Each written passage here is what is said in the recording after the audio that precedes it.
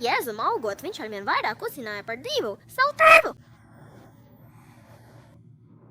Jēzus ir Dievs, kā tad viņš varētu arvien vairāk uzzināt par sevi pašu? Jo Jēzus ir Dievs. Tas ir Kā viņš uzzināja vairāk par sevi?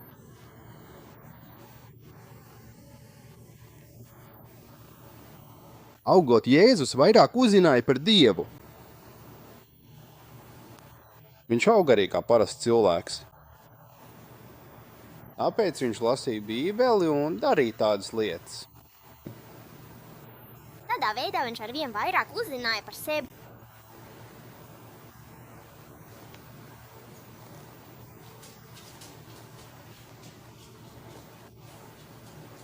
Iestājoties. Slava Dievam pasaules kunga, un lai svētība un miers ir pār praviešu pēdējo mūsu kungu Muhamedu, viņa ģimene un visiem viņa biedriem. Miers, Dieva žēlastība un svētība jums visiem, mani brāļi un māsas. Slava Dievam! Mēs šajā bērnā redzējām tīru dabu. Mēs redzējām viņā veselīgu dabu un brīnišķīgu domāšanu. Neskatoties uz viņas nevainīgo bērnību, šī meitene, kura uzaugusi kristiešu ģimenē, un viņas tēvs ir kristietis. Skatieties, kā viņa, kad izlasīja tekstu no evaņģēlijiem. Viņa izteica racionālu iebildumu, ko sapratīs jebkurš saprātīgs cilvēks. Viņa teica, kad izlasīja tekstu, kurā teikts, ka Jēzus sāka uzzināt par Dievu vai mācīties par Dievu, un tā viņa sacīja savam tēvam, iebilstot pret to. Kā viņš var uzzināt par Dievu, ja viņš pats ir Dievs? Vai viņš uzzina par sevi? Vai viņš sāka vairāk mācīties par sevi, vai iepazīt sevi labāk?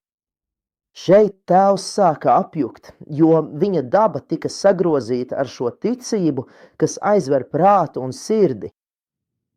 Viņš sāka atbildēt viņai ar baznīcas neloģiskajām, neracionālajām atbildēm, sacīdams, kad viņš nāca pasaulē, viņš kļuva par cilvēku tāpat kā mēs, un ar šiem vārdiem, ko vienmēr dzirdam no baznīcas, ka Jēzus ir pilnīgs cilvēks un pilnīgs Dievs.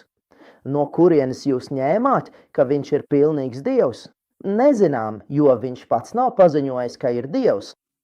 Viņš arī nav aicinājis cilvēkus viņu pielūgt, un pāvests Šenuda savā grāmatā Gadi ar cilvēku jautājumiem saka, ja Kristus būtu teicis, es esmu Dievs, viņu nomētātu ar akmeņiem, un ja viņš būtu teicis, pielūdziet mani, viņa misija būtu beigusies pirms tā sāktos.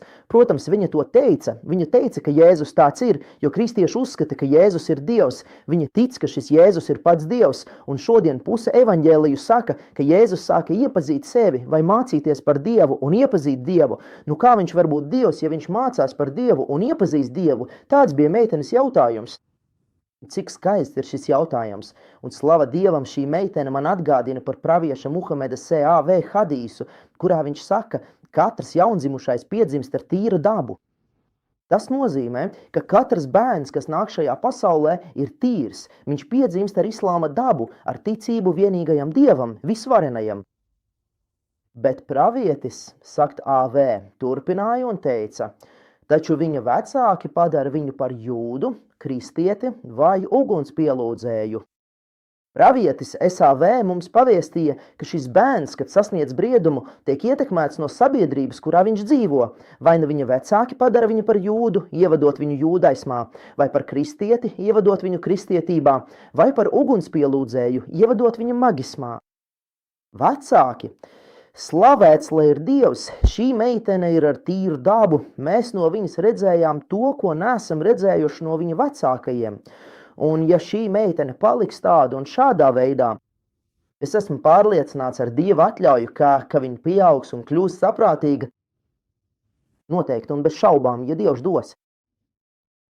Viņa noteikti pieņems islāmu, jo šādā vecumā ar šādu domāšanu nav iespējams, ka pieaugot viņa paliktu pēc šīs pārliecības.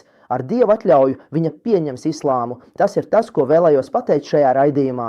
Esiet sveicināti un lai Dieva žēlastība un svētība ir ar jums!